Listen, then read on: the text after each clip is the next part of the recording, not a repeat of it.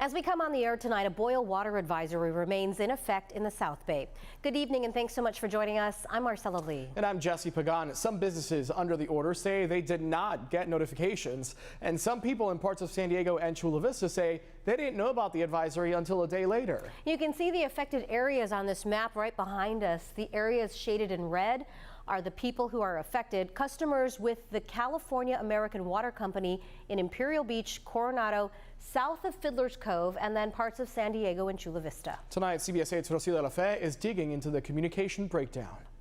County officials say they were first notified about the contamination at around 11:30 a.m. yesterday. And while some people got the alert, it still took hours and in some cases more than a day for others to even find out about it. Dozens of businesses in San Diego County have been shut down for an entire day. It comes as Imperial Beach, parts of Cornado, San Diego, and Chula Vista remain under a boil water advisory that affects California American water customers. It takes a lot to run a business, so for them to have to shut down because of the water, I'm sure it's bad for them. In this video, you can see some businesses were still open today. Managers told us off camera they were never notified. There were multiple avenues for us to get the information out. Brian Bretto with Cal American Water says they sent out notices to businesses yesterday via text, email, and voicemail, and says that if customers didn't sign up for emergency alerts, they likely never got a notice. San Diego County confirms the company received the first positive test on Monday. State guidelines state that you need 2 positive tests to issue a boil water advisory. They had to wait 24 hours after the first positive test before doing the second test. The results of the second test came back Thursday, which is when the water company started alerting customers.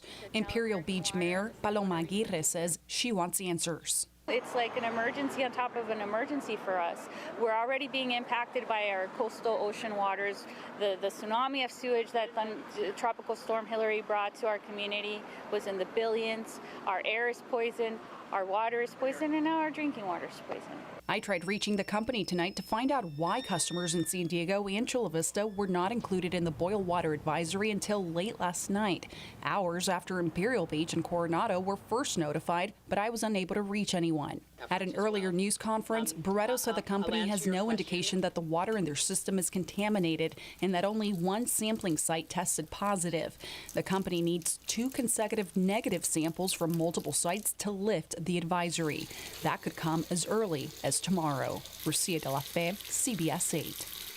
If you live or work in the advisory area, officials say you should boil all water for 3 minutes, even if it's filtered coming out of your tap. Now, they say to use bottled water for drinking, brushing your teeth, and for making food. And remember not to use water from appliances that are connected to your water line, like if you get water out of your fridge or ice from your freezer. Right now, the city of San Diego is helping Cal American customers affected by this boil water advisory by offering free drinking water at a couple locations. Potable water wagons will park along Palm Avenue at Saturn Boulevard, Grissom Street, and Dusty Street. There will also be one on the corner of Hollister Street and Ingrid Avenue. Bring your own water container to fill up. The city says these wagons will be open at any time. If you're looking for bottled water, you can pick that up at Montgomery Waller Community Park. That's on Palm Avenue. That will open at 9 a.m. tomorrow.